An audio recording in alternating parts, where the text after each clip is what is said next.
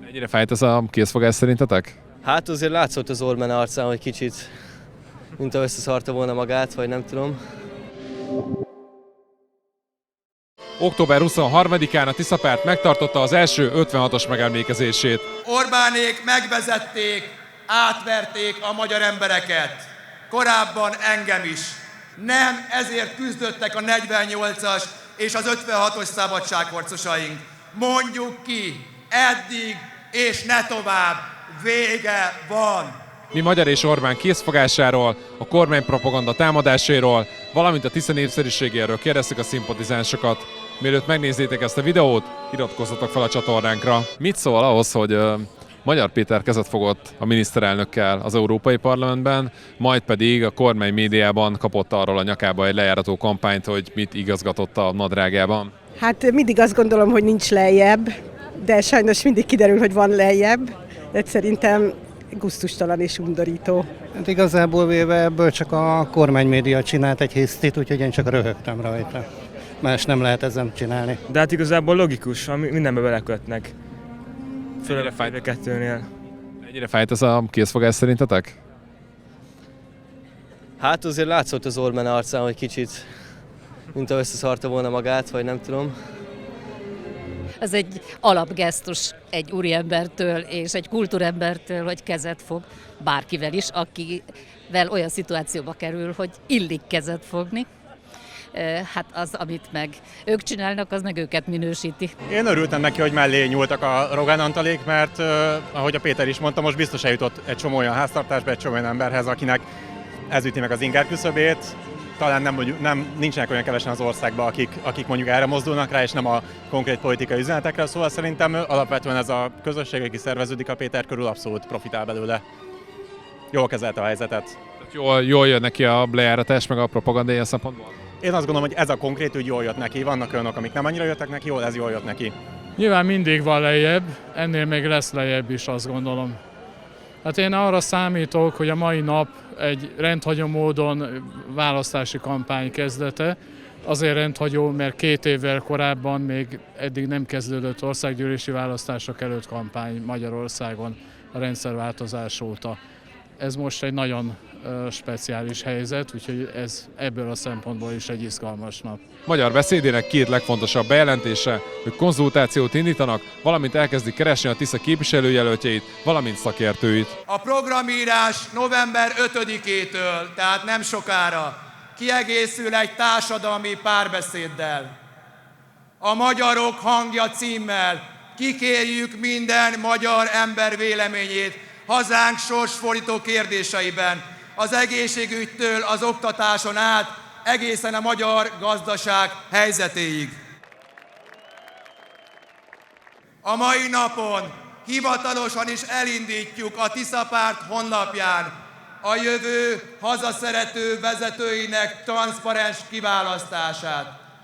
Olyan hazaszerető hölgyeket és urakat keresünk, fiatalokat és tapasztaltakat, vidékieket és fővárosiakat, akik a maguk szakterületén kiemelkedőek, világos vízióval rendelkeznek a településeink és a hazánk jövője kapcsán, és vállalják a közszereplői léttel járó némi nemű nehézségeket is.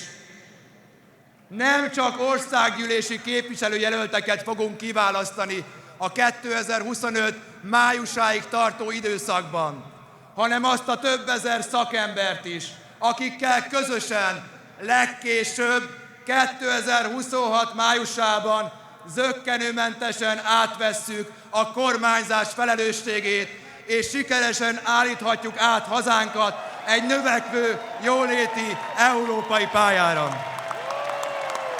Az látszik a közvéleménykutatásokból, hogy egyre erősödik a Tiszapárt. Ugye ma kijött egy a Partizánon, amiben már vezet is bizonyos dimenzióban, hogy ezt ön érzékel egyébként akár a környezetében? Én azt gondolom, nem csak a Tiszapárt erősödik, hanem a Fidesz is gyengül.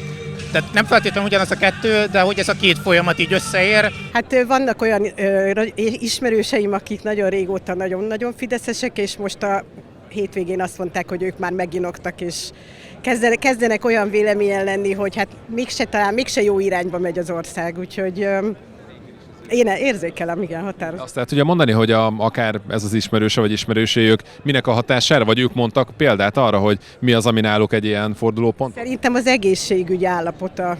Én nem mertem rákérdezni, mert örültem, hogy egyáltalán azt mondták, amit mondtak, de nem, én úgy érzékeltem, hogy ez. És még az, hogy Orbán semmi más nem érdekli, csak a hatalom. És akkor én gondoltam is, hogy ez eddig nem volt egyértelmű, de nekik úgy látszik, hogy most ütötte át az inger küszöböt. Vannak olyanok a mai állampártban, akik egy puskalövés nélkül adnák fel a hazájukat. Vannak olyanok, akik behunják a szevüket, és még kitüntetést is átvesznek az oroszoktól, miközben azok feltörik a külügyminisztérium szervereit, és a legbizalmasabb dokumentumokat és információkat is ellopják.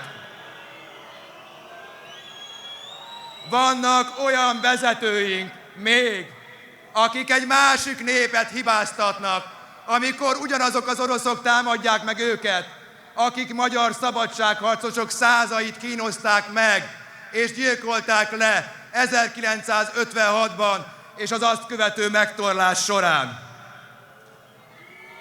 Egy olyan ember vezeti ma a hazánkat, aki az 1956-os hőseinkhez hasonlóan 1989-ben még az orosz csapatok kivonását követelte. De ma már szinte minden cselekedetével, minden mondatával meggyalázza 1956 örökségét, amely a magyar szabadság és alkotmányosság alapját jelenti. Hova tűnt a ruszkik haza, miniszterelnök úr? Vidékről jöttünk, és mi ott szerveztünk egy Tisza-szigetet, és egyértelműen mondhatom azt, hogy csatlakoznak hozzánk, tehát erősödik a Tisza párt. Te ezt érzékeled akár magad körül, vagy a környezetedben? Őszintén megmondom, hogy nem. Szívesen mondanám azt, hogy igen, de egyébként nem. Tehát, hogy nagyjából az a lelkesedés, ami megvolt júniusi választás környékén, azt a szintet érzem most is, tehát nem érzem a növekedést. A számok ezt mutatják, ugye én egy pesti srác vagyok, tehát nem látom azt, hogy mi van országszerte. Reménykedem, hogy ez így van. A ma reggel megjelent kutatással egyébként szkeptikus vagyok. Nyilván nálam okosabb emberek döntik el, hogy mikor jön ki, és egyébként mi van benne, tehát valószínűleg ez át van gondolva, hogy ki jöhet. Láttam, hogy kihez kötődik egyébként a kutatás készítője, tehát ebből a szempontból is. Remélem, hogy az, hogy ennyire hamar a Tisza befogta a Fidesz legalábbis papíron, nem egy olyan irányba fogja elvinni a közérdeklődés, hogy hát ez megvan, ez sima lesz, úgyis még van másfél év, a Péter behúzza, nem kell jönni, nem kell csinálni, tehát hogy remélem, hogy nem lesz egy ilyen backfire effektje ezeknek. Tudod képzelni? Akár az, hogy 14 éve kormányoz a Fidesz, hogy te el tudod képzelni, azért te is, nem tudom, 30 körül lehetsz, hogy egyszer mondjuk leváltják ezt a kormányt? Baromi nehezen, de azt el kell mondanom, hogy ma reggel, amikor megnyitottam talán a Facebookot és láttam ezt a kutatást, az első dolgom volt az, hogy a feleségemet kb. Felkeltettem, hogy ezt nézd meg, mert ilyet te még soha nem láttál az életedben, hogy bárki a grafikonon a Fidesz előtt volt, bárki. A fiatalok úgy jönnek vele, hogy szerintem, hogy már csak tök mindegy, hogy kire, de váltsák le a Fideszt. Inkább szerintem a 40-esek, akik el is gondolkoznak azon, hogy milyen is ez a Tisza, meg ilyenek. Hát szerintem is itt Budapesten, mármint az én ismertségi körömben senki fideszes, tehát hogy... A Tisza párt érzi a történelmi felelősségét, és a választásokig hátralévő minden nap azért fogunk dolgozni, hogy egy olyan kormányprogramot és egy olyan csapatot kínálhassunk a magyar embereknek, amelyből egy hazaszerető kormány jön létre legkésőbb 2026-ban. A hazaszerető kormányunk jelszavai a következők lesznek: becsület, tisztesség, szerénység, igazság, irgalom, érzékenység, türelem, vendégszeretet és megértés. Ő az egyetlen esély az én számomra, hogy az én életemben még változás történik. És én ő mellette kitartok. Remélem, hogy évbe érünk. Hányszor érezte az elmúlt 14 évben egy-egy politikussal kapcsolatban, hogy na ő az esély? Egyszer sem. Egyszer sem. Nyilván Magyar Péterrel sok probléma van, de hát valami változás lesz. Ami volt most ellenzékkel status quo, az meg megváltozik. Például az LNP az most szűnt meg, és akkor így legalább valami változás, valami lesz. Pont a Telexon olvastam erről egy cikket, hogy igazából nem Tisza-pártos szavazók vannak, hanem ellenzéki szavazók vannak már Magyarországon.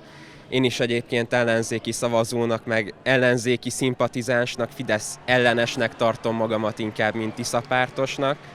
Egyszerűen én azt tapasztalom meg, hogy most már letelt ez a több mint 14 év, és egyszerűen egyre több embernek van elege tényleg ebből a kormányból, meg az, hogy tönkretették egész Magyarországot, és én is ezt érzem.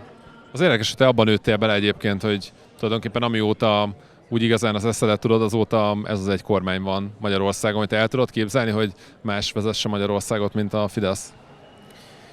Hát az a helyzet, hogy igazából nem tudom elképzelni, de hát rengeteg olyan ember volt, aki például fölnőtt a Kádár korszakba, aztán mégiscsak egyből tudott integrálódni, és mégiscsak jobban élvezte azt a szabadságot, ami mondjuk a rendszerváltás után jött. Neked megfordul a fejedben az, hogy hát 18 éves vagyok, itt van ez az Orbán rendszer már 14 éve, lehet, hogy még 20 évig ez lesz, ki tudja, hogy inkább külföldön próbálj szerencsét? Hát én ilyen szempontból szerintem inkább ritkaság vagyok, tehát nyilván én is szoktam külföldre utazni. Voltam már rengetegszer Ausztriában, voltam már mondjuk Helsinkiben is, de én például azért is tartom magamat inkább jobboldali embernek, mert amikor ott voltam külföldön, akkor egyszerűen nem volt meg az a biztonságérzetem, mint Magyarországon. Egyébként meg visszatérve az előző kérdésre, ha lehetne, akkor én is inkább szívem szerint leszavaznék mondjuk a Márki-Zay Péternek a mozgalmára, mert velük jobban egyetértek, de az a helyzet, hogy én most már nekem már nagyon elegem van a Fideszből, és ezért bármi fog történni, én 26-ban bárkit is indítanak, én a Tisza-pártra fogok szavazni, mert nekem már végképp elegem van. Ha szeretnétek, hogy a Telex az ország minden pontján ott legyen, és minden fontos eseményről beszámoljon, akkor támogassátok a munkánkat. Ezt meg tudjátok tenni a telex.hu/támogatás oldalon keresztül, vagy itt a YouTube-on is, hogyha a videó alatt rányomtok a szuper köszönetre. És hogyha eddig még nem tettétek meg, akkor iratkozzatok fel a csatornánkra is.